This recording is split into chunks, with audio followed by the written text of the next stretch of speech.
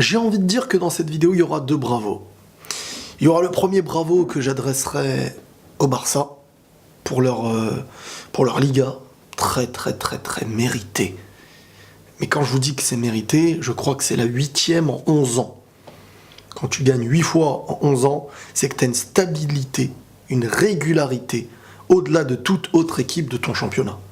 Et on parle d'un championnat où il y a le Real Madrid, où il y a l'Atlético, voilà, et pas que. Donc le Barça est supérieur en Liga. C'est pas moi qui vais dire le contraire, on peut pas se mentir. Le Real se rattrape grâce à des Ligues des Champions sur les dernières saisons, quand même. Mais c'est vrai que, comme l'a dit Zizou, l'année prochaine, la priorité, l'une des plus grosses priorités, ça va être de reprendre la Liga. Parce que la Liga, elle te permet de te structurer sur une saison. Elle te permet vraiment de construire du début à la fin. C'est très important. Et à l'inverse de tout ce que peuvent croire certaines personnes, un championnat, tu le gagnes en majorité en affrontant les plus petites équipes, les équipes moyennes. Ça se joue pas réellement sur les classicos et tout ça. C'est sur une régularité et pas sur une victoire dans un très grand match.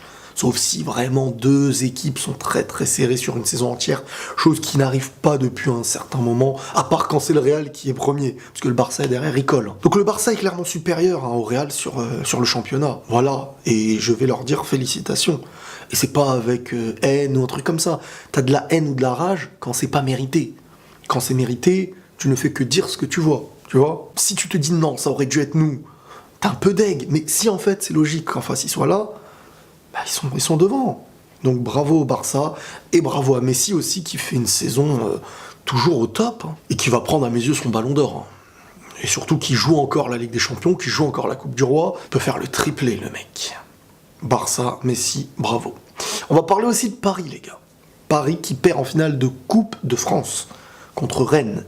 Je suis assez content pour Rennes, pour vous dire la vérité, parce que sincèrement, quand tu vois le parcours du coach, quand tu vois le parcours du club cette année, qui va, si je ne me trompe pas, en quart, je crois, de l'Europa League, je crois que c'est en quart, si je ne me trompe pas, mais bref, qui vont loin en Europa League, ils font ce que personne n'attendait d'eux cette saison.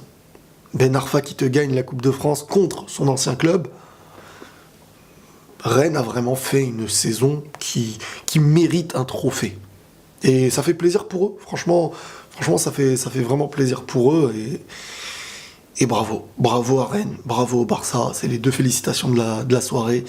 Concernant le PSG, concernant le retour de Neymar, Cavani, etc., bon, c'est un retour, même si on sent que la touche Neymar, offensivement, tu te dis qu'avec Neymar, quand même, contre Manchester et tout, avec une équipe entière derrière Thiago Silva et tout, ça n'aurait pas été ce qu'il y a eu aujourd'hui. Mais avec le club du PSG, avec l'équipe entière qu'ils ont, c'est pas normal.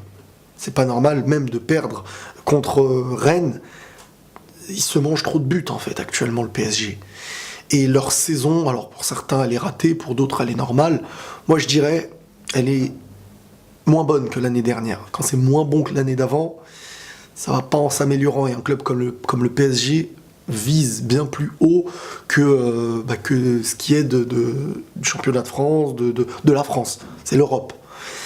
Et cette année, de la France, je crois qu'ils vont remporter uniquement la Ligue 1. Ça fait un petit peu tâche, parce que la Ligue 1, tu la survoles, et c'est presque assuré de la gagner, même s'il faut le jouer, même s'il y a un mérite, hein, bravo aussi.